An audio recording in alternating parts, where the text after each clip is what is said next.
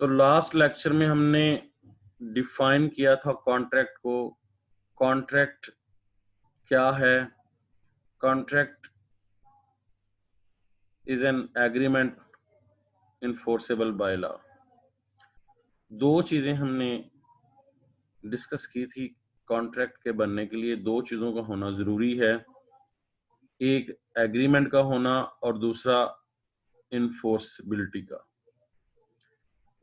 और इसके लिए हमने एक प्रोसेस डिस्कस किया था कि सबसे पहले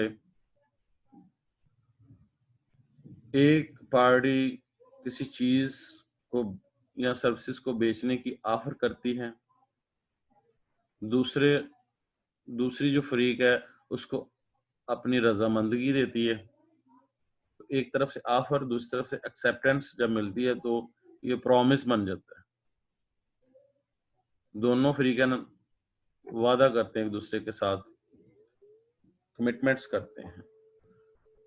और ये जो वादे हैं इसमें अगर कंसिडरेशन शामिल हो जाए, कंसिडरेशन से मुराद है कि इस एग्रीमेंट के अंदर, वादे के अंदर दोनों तरफ कुछ लेन और देन हो। तो बिजनेस ट्रांजैक्शन में कुछ लेन और देन होता है। लेन देन का नाम ही बिजनेस ट्रांजैक्शन है, अकाउंटिंग में हमने पढ़ा था, dealing between two person and two things. तो offer plus acceptance is equal to promise, और प्रॉमिस में कंसिडरेशन शामिल हो जाए तो ये एग्रीमेंट बन जाता है। अब एग्रीमेंट दो तरह के होते हैं, एक सोशल एग्रीमेंट होता है और दूसरा लीगल एग्रीमेंट होता है। जिसमें कंसिडरेशन हो दोनों तरफ तो वो सोशल नहीं होता, वो लीगल होता है। लीगल एग्रीमेंट वो तमाम agreement that is enforceable by law. It's mean if one of the party does not fulfill his part of promise, the other can sue in the court of law। तो ये हमने यहां तक discuss किया था। आज का जो टॉपिक है वो है essentials of a valid contract। essentials of a valid contract means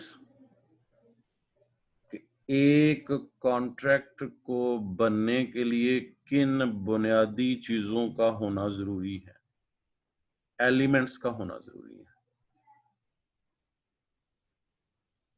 तब वो कॉन्ट्रैक्ट कानून की नजर में वैलिड होगा। तो पहले हम कॉन्ट्रैक्ट की डेफिनेशन ये थी कि एग्रीमेंट का, इन्फोर्सबिलिटी का।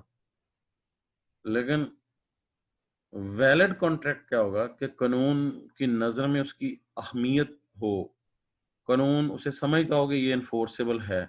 इसको इन्फोर्सेबल बनाने के लिए पहले देखें कॉन्ट्रैक्ट वैलिड कब बनता है और उसको वैलिड बनने के लिए कितनी चीजों का होना जरूरी है। अगर उनमें से एक चीज भी कम होगी तो वो वैलिड नहीं रहेगा, वो वाइडेबल, इलीगल कोई और शक्ल में इख्तियार कर लेगा और जिसकी कानून के नजदीक या कोर्ट में कोई हियरिंग नहीं होगी या उसे सुना नहीं जाएगा। तो कॉन्ट्रैक्ट के लिए हमेशा वैलिड होना जरूरी है। तो वैलिड कॉन्ट्रैक्ट क्या होते हैं?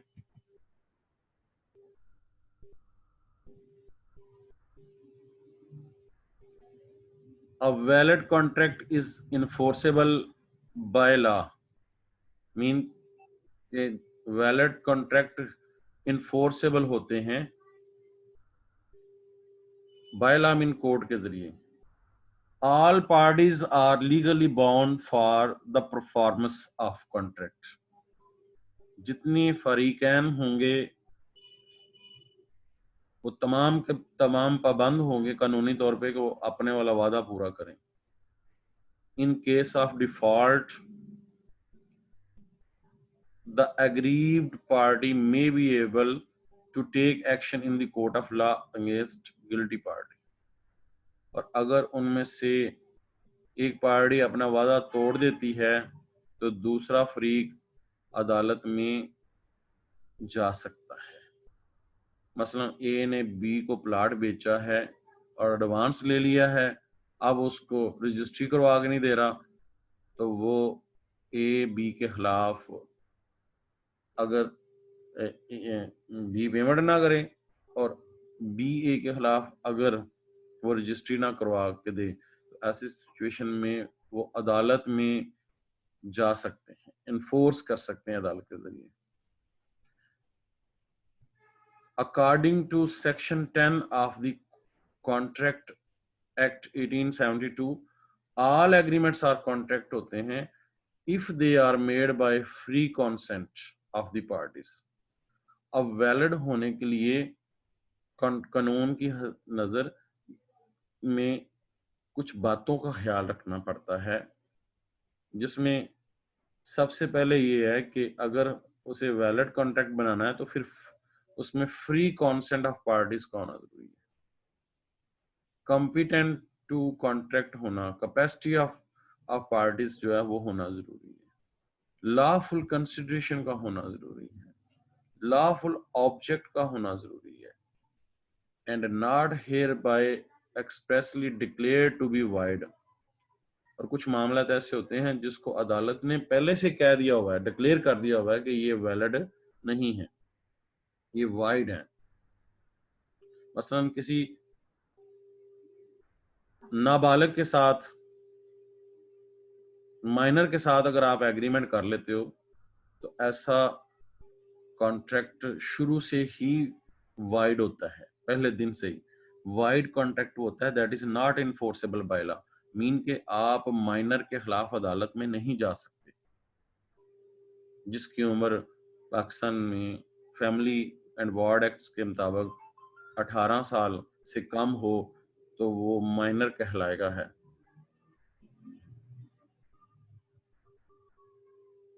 इसके साथ साथ क्या है, यानी फ्री कंसेंट ऑफ पार्टीज का होना। फ्री कंसेंट की मीन के को एक पार्टी दूसरे पे इन्फ्लुएंस करके, डरा धमका के उससे कोई चीज ना लिखवा ले।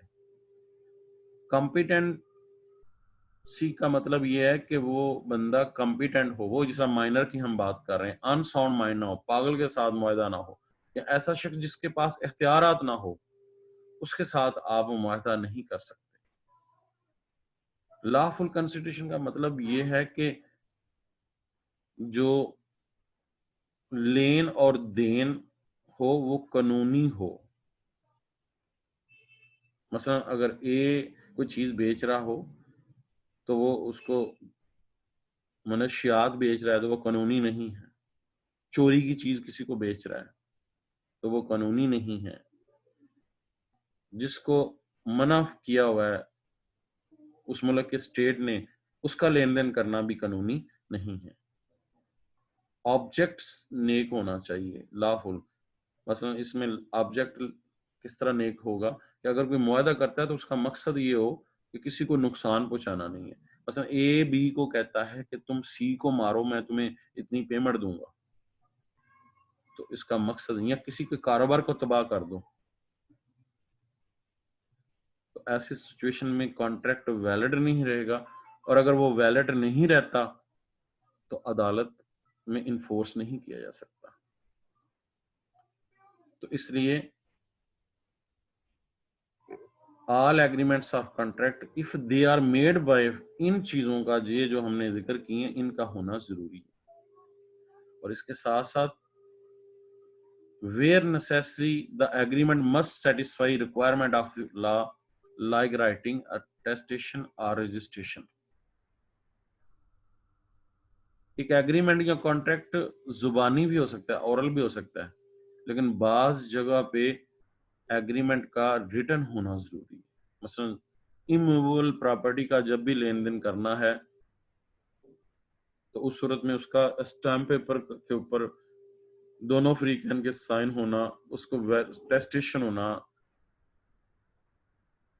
टेस्टेशन मीन के अदालत के जरिए उसकी वेरिफिकेशन होना और उसको रजिस्टर्ड करवाना, उसकी रजिस्ट्री करवाना स्टैम्प पेपर की। ये सारी चीजें जरूरी हैं और जहां ये जरूरी है उनका होना भी जरूरी है। अगर आपने ये नहीं किया हुआ तो अदालत उसको वैलिड कॉन्ट्रैक्ट नहीं कंसिडर करेगी। आमतौर पे आपने एक पंखा बेचा, किसी को फैन है, तो मूवेबल प्रॉपर्टी में जुबानी भी हो सकता है जिसकी रजिस्ट्रेशन होना जरूरी नहीं है। लेकिन जिस तरह गाड़ी है वो, और स्पेसिफिकली जमीन का लेन देन, प्लॉट का लेन देन जब भी करेंगे तो ज़बानी मुआहदा की हैसियत नहीं होती, इसमें हमेशा रिटन फॉर्म में होना जरूरी है और उसकी रजिस्ट्रेशन होना जरूरी है। अदरवाइज कानून की नज़र में उसकी वैलिडिटी नहीं होगी, उसकी कोई हैसियत नहीं होगी। तो जो हमने पढ़ा था कि कॉन्ट्रैक्ट क्या है कि एग्रीमेंट भी हो और इन्फोर्सेबल भी हो। इन्फोर्सेबिलिटी के लिए इन चीजों का होना जरूरी है। ये थी कि वैलिड कॉन्ट्रैक्ट क्या होता है। अब देखते हैं कि इसके असेंशियल्स क्या हैं। Essentials of a valid contract. एक कॉन्ट्रैक्ट की वैलिडिटी के लिए इन चीजों का होना।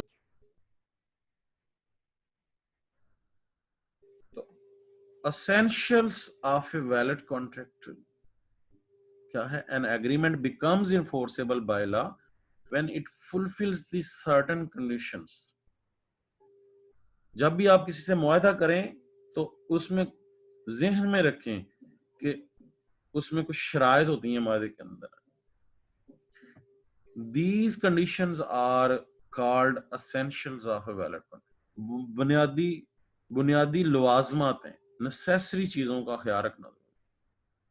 Following are the main essential of a valid contract. 10 चीजें हम पढ़ेंगे इसमें। असेंशियल्स कितने होते हैं? इन 10 में से अगर एक चीज भी कम होगी तो वो कॉन्ट्रैक्ट तो होगा लेकिन वैलिड नहीं होगा। और वैलिड से मुराद अभी हमने पढ़ा कि नॉट इन्फोर्सेबल बाय लॉ। मसलन अदालत ने कहा हुआ है कि किसी माइनर के साथ मुआहदा नहीं करना आपने, और अगर कर लेते हो तो कल को हमारे पास नहीं आना। तो इसलिए एक बिजनेसमैन जब भी किसी दूसरे बिजनेसमैन से मुआहदा करे तो उस सूरत में इन 10 पॉइंट्स को मद्देनजर रखना जरूरी है। इनको हम बारी बारी डिस्कस करते हैं। पहली चीज क्या है कि लॉफुल ऑफर एंड एक्सेप्टेंस। जब भी कोई मुआहदा, कोई एग्रीमेंट होता है तो उसमें पहला पॉइंट जो होता है, पहला एलिमेंट जो होता है, पहला एसेंशियल पॉइंट जो होता है वो होता है एक तरफ ऑफर का होना और दूसरी तरफ एक्सेप्टेंस का होना।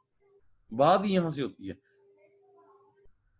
For the formation of a valid contract there must be a lawful offer proposal by one party and lawful acceptance thereof by other party। Example से समझ आ जाएगी। A says to B that he wants to sell his citizen watch for ₹2000। This is an offer by A। जब एक party दूसरी किसी party को ये कहती है कि मैं अपनी चीज कोई बेचना चाहता हूँ, आर्टिकल या कोई सर्विसेज देना चाहता हूँ, तो ये ऑफर होती है। ऑफर करवाना, प्रपोजल देना। ये प्रपोजल जर्नल भी हो सकती है और स्पेसिफिक भी हो सकती है। मसलन ए जब अखबार में इश्तिहार देगा तो वो जर्नल ऑफर होगी, इसका मतलब है कि कोई भी खरीद सकता है। लेकिन अगर वो सिर्फ बी को कह रहा है तो उसका मतलब स्पेसिफिक हो। और दूसरी तरफ if B shows his willingness to buy watch at this price, और दूसरी तरफ बी अपनी रजामंदगी देता है कि मैं इस कीमत पे ये खरीदना चाहता हूं, this will be the acceptance from B. तो इस तरह कानून की नजर में कॉन्ट्रैक्ट की वैलिडिटी के लिए पहली शर्त क्या है कि एक पार्टी की तरफ से ऑफर हो और दूसरी तरफ एक्सेप्टेंस हो। लॉफुल का लफ्ज जो है ना, ये क्या है? ऑफर तो ऑफर ही है, लेकिन लॉफुल कब होगी? जो कानून के दायरे के अंदर रखी जाए। लॉफुल बनने के लिए हम डिटेल से आगे पढ़ेंगे, लेकिन अभी थोड़ा सा मैं बता देता हूं कि लॉफुल ऑफर वो होगी किसी ऐसी चीज की ऑफर जिसका मैं ओनर हूं। मैं अगर किसी की चीज पकड़ के किसी को ऑफर कर देता हूं तो ये कानूनी नहीं होगी। है चोरी की चीज मैं लेके किसी की, नाजायज लेके मैं किसी को बेच देता हूं तो इसके लिए क्या है, पहली शर्त क्या है कि मालिक की तरफ से ऑफर हो। तो दूसरा फरीक जो मालिक नहीं है, ऐसे ही एक मोटरसाइकिल पकड़ी हुई है किसी को बेच देता है, तो वो गैर कानूनी होगा। और भी चीजें हम बाद में डिस्कस करेंगे इसको। एक्सेप्टेंस का लाफुल होना किस तरह से है कि दूसरी तरफ खरीदने वाला भी जो है, जो उसे इख्तियारात मिले हैं, उसके अंदर रह के उसको खरीदे, ऑफर को एक्सेप्ट करें।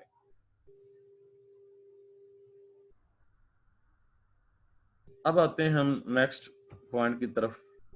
दूसरी कंडीशन क्या है कॉन्ट्रैक्ट के वैलिड होने के लिए? वैलिडिटी के लिए लीगल रिलेशनशिप का होना जरूरी है। हमने पढ़ा था कि एग्रीमेंट दो तरह के होते हैं, सोशल एग्रीमेंट होते हैं और एक लीगल एग्रीमेंट होते हैं। लीगल एग्रीमेंट वो होते हैं कि जो अदालत के जरिए इन्फोर्स करवाए जा सकते हैं, सोशल नहीं करवाए जा सकते। और इसकी एग्जांपल क्या है कि जो पहले में भी मैं एग्जांपल दे चुका हूं कि आप सोशली फैमिली मेंबर्स एक दूसरे से वादा कर लेते हैं कोई, तो ऐसी सिचुएशन में अगर दूसरा फरीक पूरा नहीं करता तो उसे अदालत में नहीं लेके जा सकता कि आप अपने दोस्त को, अपने वालिद को, या वालिद आपके साथ ये वादा करता है कि आपको मैं बाइक खरीद के दूंगा आपकी बर्थडे पे, तो आप वो पूरा नहीं करता तो आप उसको अदालत में नहीं लेके जा सकते। ये सोशल एग्रीमेंट तो है, प्रॉमिसेस भी हैं दोनों तरफ से। जो बिजनेस ट्रांजैक्शन होती हैं ये लीगल रिलेशनशिप पैदा करती हैं।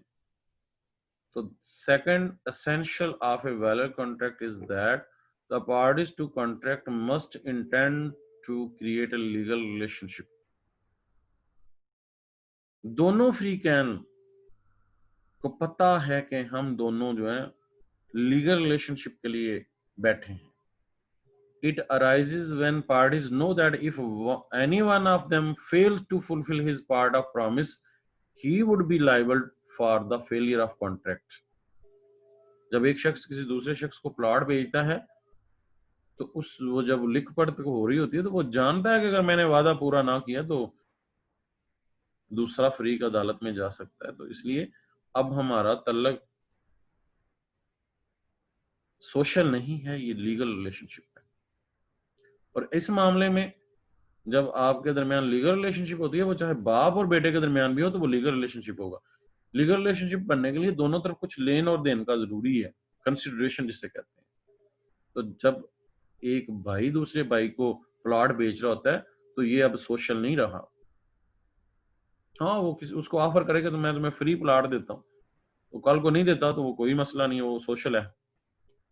लेकिन अगर वो पेमेंट का लेन देन हो गया है, उसमें कीमत का तयन हो गया, दोनों तरफ कुछ लेन देन हो गया, तो अब वो सोशल रिलेशनशिप नहीं है उनके दरमियान, वो legal relationship. If there is no intentions to create a legal relationship, there is no contract between parties. यानी जब मुआहदा किया जा रहा है तो उसमें दूसरे को दूसरे एक फ्रीकन उसको मजाक में लेता हो, कहता नहीं तो ऐसे ही है, तो फिर वो नहीं होगा। एग्रीमेंट ऑफ सोशल और domestic nature which do not reflect a legal relationship are not contract. वो एग्रीमेंट तो होते हैं लेकिन कॉन्ट्रैक्ट नहीं बनते। एग्जाम्पल में हम मजीद समझते हैं इसको।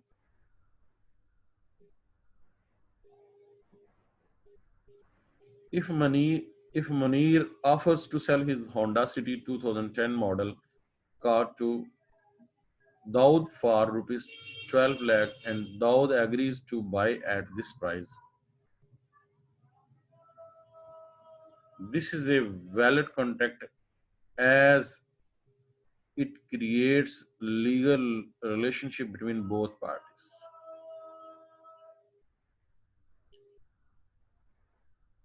इसमें दोनों फ्रीकैन की तरफ से कुछ लेन और देन है और ये दोनों लीगल रिलेशनशिप के लिए बैठे हैं। इन दोनों को पता है कि अगर हम में से किसी एक ने अपने वाला वादा पूरा ना किया तो दूसरा अदालत में जा सकता है।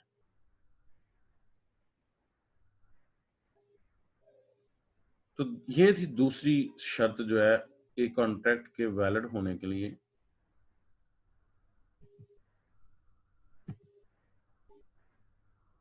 तीसरी शर्त क्या है?